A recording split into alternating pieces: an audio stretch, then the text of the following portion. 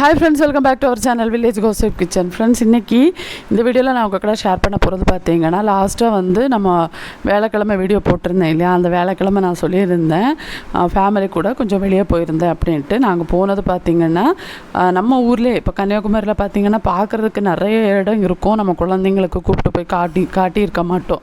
ஏன்னா ரொம்ப சின்ன பிள்ளைல கூப்பிட்டு போய் காட்டினாலும் அவங்களுக்கு இது எதுவுமே புரியாது. இதுக்கு முன்னாடி ஒரு முறை நானும் ஹஸ்பண்டும் தனியாக போயிருந்தோம். அப்போ கூட நான் உங்களுக்கு வீடியோ ஷேர் பண்ணியிருந்தேன். எனக்கு ரொம்ப பிடிச்ச ஒரு பிளேஸு. அங்கே போனதுக்கப்புறம் எனக்கு அந்த இடம் வந்து ரொம்ப பிடிக்க ஆரம்பிச்சிச்சு.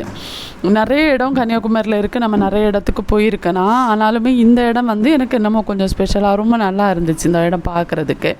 நீங்கள் கன்னியாகுமரியில் இருக்கீங்க, இல்லை நீங்கள் இங்கே எப்போவாது டூர் வர பிளான் இருக்குது அப்படின்னா கண்டிப்பாக இந்த இடத்த விசிட் பண்ணி பார்த்துக்கோங்க. இது வந்து சிதறால் மலைக்கோயில் தான். இது மார்த்தாண்டத்துலேருந்து கொஞ்சம் உள்ளே போகணும், அந்த மாதிரி ஒரு ஏரியா. இது ஒரு மலைக்கோயில், அதே மாதிரி இது ஒரு குடைவரை கோயில். இது வந்து மலையை குடைஞ்சு அந்த மாதிரி தான் பண்ணியிருக்காங்க. பார்க்குறதுக்கு ரொம்ப ரொம்ப அழகாக இருக்கும். இது சமணர்களோட கோயில், பழைய காலத்து கோவில். பார்க்குறதுக்கு எல்லாமே சிற்பமெல்லாம் பார்த்திங்கன்னா ரொம்ப அழகாக இருக்கும். நம்ம ஊரில் வந்து சிற்பக்கலையோடு பார்க்குறதுக்கு ரொம்ப அழகாக இருக்கும். அப்புறம் சைடு நம்ம நடந்து போகிறப்ப பார்த்திங்கன்னா நிறைய செடியெல்லாம் இருக்கும். அதில் குறிப்பாக இது வந்து நாங்கள் கொல்லாங்கன்னு சொல்லுவோம். இந்த முந்திரி மரம் இருக்கு இல்லையா, முந்திரி பருப்பு இருக்கு இல்லையா, அந்த மரம் தான் அது கொல்லாங்கன்னு நம்ம ஊரில் சொல்லுவோம். அது ஃபுல்லாக ஒரு 1.5 கிலோமீட்டர் மேலே வரும். நம்ம ரொம்ப கஷ்டம் நடந்து வரதுக்கு. தண்ணி மட்டும் எடுத்துகிட்டு வாங்க. நடந்து மேலே வந்ததுக்கப்புறம் பார்த்திங்கன்னா இந்த மாதிரி ஒரு மலை. இந்த மலையோட அழகு தான் ரொம்ப ரொம்ப சூப்பராக இருக்கும். அது பார்க்குறதுக்கு ரொம்ப சந்தோஷமாக இருக்கும். குழந்தைங்க ரொம்ப விரும்புவாங்க. ஏன்னா இது வந்து நம்ம ஊரில் கொஞ்சம் ஸ்பெஷலாக இருக்குமா பார்க்குறதுக்கு. நீங்கள் இப்போ ஊர் சுற்றி பார்க்க வர்றீங்க அப்படின்னா இந்த மாதிரி மலைப்பகுதியெல்லாம் பார்க்குறதுக்கு ரொம்ப அழகாக இருக்கும். குழந்தைங்க ரொம்ப நல்லாவே என்ஜாய் பண்ணியிருந்தாங்க. அவங்களுக்கு ரொம்ப பிடிச்சது இந்த இடம். ஆனால் என்ன கொஞ்சம் வெயில் தான் அதிகமாக இருந்துச்சு. கொஞ்சம் வெயில் மட்டும் குறைவாக இருந்துச்சுன்னு வச்சுக்கோங்களேன், ரொம்ப நல்லா இருந்திருக்கும். அதுக்கப்புறம் நம்ம நடந்து போகிற வழியிலெல்லாம் சாப்பிட்றதுக்கோ குடிக்கிறதுக்கு எதுவுமே இருக்காது. நல்லா தண்ணி மட்டும் நம்ம எடுத்துகிட்டு வரணும், அவ்வளோதான். மற்றபடி இங்கே வந்து வேறு எந்த ஒரு குறையும் இருக்காது. நம்ம பாதுகாப்பான இடம் தான், நல்லா பாதுகாப்பாக இருக்குது. பார்க்குறதுக்கும் ரொம்ப அழகாக இருக்குது. ஸோ இந்த இடம் தான் அங்கே இதுதான் நாங்கள் போயிருந்தோம் குழந்தைங்கள கூப்பிட்டு. லாஸ்ட் டைம் நானும் ஹஸ்பண்ட் மட்டும் போயிருந்தோம். அப்போ கூட நான் வீடியோ ஷேர் பண்ணியிருந்தோம் 2 வருஷத்துக்கு முன்னாடியே நினைக்கிறேன். அதை பார்த்துட்டு குழந்தைங்க 2 பேரும் அவங்கள கூப்பிட்டு போகலை அப்படின்ட்டு ஒரே அடம். அதனால் இந்த முறை அவங்களோட பிளான் லீவில் எங்கெல்லாம் போகலாம் அப்படின்னு ஒரு பிளான் பண்ணதில் ஃபஸ்ட்டு அவங்க சொன்னதே சிதறால் கேட்டிருந்தாங்க. சரி அப்படின்ட்டு ஓகே சிதறால் கூப்பிட்டு போகிறேன் அப்படின்னு நான் போய் சொல்லியிருந்தேன். அதனால் ஃபஸ்ட்டு பிளானை வந்து அவங்க கேட்ட 2-3 இடம் இருக்குது. அதில் முதல்ல அவங்க கேட்ட இடத்த நான் கூப்பிட்டு போய் காமிச்சு, அந்த மலையிலேருந்து மறுபடியும் கொஞ்சம் தூரம் நம்ம நடக்க வேண்டியதாக இருக்கும். நடந்து மேலே வர்றப்போ பார்த்திங்கன்னா இந்த மாதிரி ஒரு பெரிய மரம் இருக்கும். பல ஆண்டுகள் பழக்கமுள்ள ஒரு மரம். பார்க்குறதுக்கு அவ்வளோ அழகாக இருக்கும். நம்ம அவ்வளோ தூரம் நடந்து வருவோமா, வந்து அந்த மரத்தை பார்க்குறதுக்கே அப்படி சந்தோஷமாக இருக்கும்.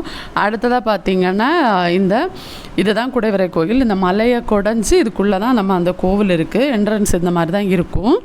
அதுக்குள்ளே வந்து நம்ம போகணும். கொஞ்சம் பயமாக தான் இருக்கும் போகிறதுக்கு. ஏன்னா எனக்கு என்ன பயம்னா உள்ளே வந்து பாம்பு ஏதாவது இருக்குமோ அப்படிங்கிற பயம் இருந்துச்சு. அதுக்கடுத்து வந்து அந்த பார்க்குறதுக்கு அந்த குகை மாதிரி இருக்கா, அது வந்து பார்க்குறப்போ உள்ள புலி ஏதாவது இருக்குமோ அப்படின்னு ஃபஸ்ட் டைம் அந்த மாதிரி பயந்தேன். ஏன்னா அந்த டைம் நானும் ஹஸ்பண்டும் தனியாக போனோமா, லீவு குழந்தைங்களுக்கு ஸ்கூல் டைமா, பெருசாக கூட்டவும் இல்லை. அங்கே ஒன்று இங்கே ஒன்று அந்த மாதிரி தான் ஆட்கள் இருந்தாங்க. அப்போது வந்து கொஞ்சம் கஷ்டமாக பயமாக இருந்துச்சு. இந்த முறை நிறைய ஆட்கள் இருந்தாங்க. இருந்தாலுமே இந்த பாம்பெல்லாம் பார்த்து எனக்கு ரொம்ப பயமாக, அது மட்டும் கொஞ்சம் ஒரு இதாக இருந்துச்சு. மற்றபடி பயப்படுற அளவுக்கு அங்கே எதுவுமே இல்லை.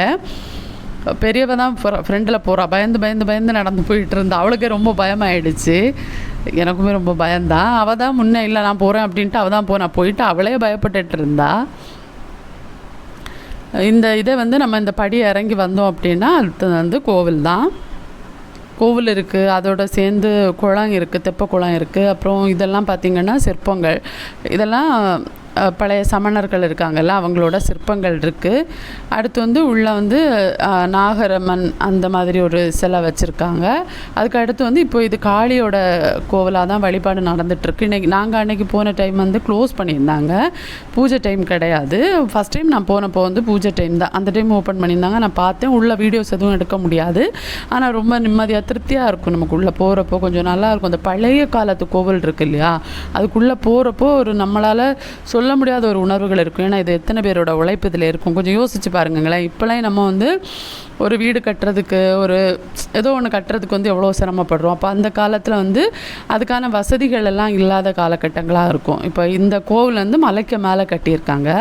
அப்போ இதுக்கு எவ்வளோ சிரமப்பட்டிருப்பாங்க. இதுக்கான கல்லாக இருக்கட்டும், இதுக்கான செலவுகள் அந்த மலையை குடைஞ்சு தான் கட்டியிருக்காங்க.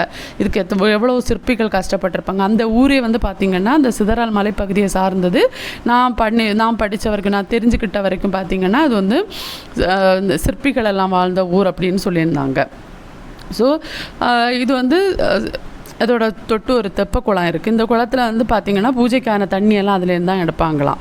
அந்த மாதிரி அதில் வந்து இயற்கையாகவே அந்த தண்ணி வந்து பாறையிலேருந்து தான் வருது. அந்த பக்கம் பார்த்தா தெரியும், பாறையிலேருந்து மேலேருந்து அந்த தண்ணி இயற்கையாகவே வருது. இந்த வெயிலில் கூட அதில் தண்ணி எப்போவுமே இருக்குது. அப்புறம் பார்த்திங்கன்னா அந்த சிற்பிகளெல்லாம் வாழ்ந்த ஒரு ஊர் தானா, அதனால் நான் வந்து சிற்பிகளெல்லாம் அந்த ஊர்லேயே இருந்திருப்பாங்க. இருந்தாலும் எவ்வளோ கஷ்டம் இல்லையா, ஒரு இதெல்லாம் அந்த சிற்பத்தையெல்லாம் பாருங்களேன். எனக்கு ரொம்ப பிடிக்கும் இந்த மாதிரி. இது மேலே கோவிலோட அந்த கலசம்னு ஏதோ சொல்லுவாங்களே, எனக்கு கரெக்டாக சொல்ல தெரியாதுங்க.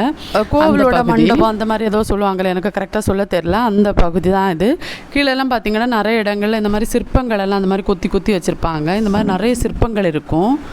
ஸோ மொத்தத்தில் பார்த்திங்கன்னா பார்க்குறதுக்கு கண்டிப்பாக அழகான ஒரு இடமா இருக்கும். நீங்கள் போகிறதா இருந்தால் இந்த டைம் கண்டிப்பாக போங்க. இந்த மாதிரி கன்னியாகுமரி வரீங்கன்னா அவ்வளோதான். நம்ம சுற்றியெல்லாம் பார்த்து முடிச்சதுக்கப்புறம் நல்லா சாப்பிட்டுட்டு ஹோட்டல்லேருந்து சாப்பாடெல்லாம் வாங்கியதுக்கப்புறம் பார்த்திங்கன்னா அக்கா வீட்டுக்கெல்லாம் போய் அப்படியே நிறைய டயட்டெல்லாம் ஃபுல்லாக விட்டு ஒரு 2-3 நாளாக சூப்பராக அப்படியே போயிடுச்சு. என்னோடய ஈஸ்டர் எல்லாம் முடிஞ்சிச்சு. அடுத்த வீடியோஸ் பார்த்திங்கன்னா ஷேர் பண்ணுறேன். நாளைக்கு சந்திக்கலாம். பாய் ஃப்ரெண்ட்ஸ், தேங்க்ஸ் ஃபார் வாட்சிங்.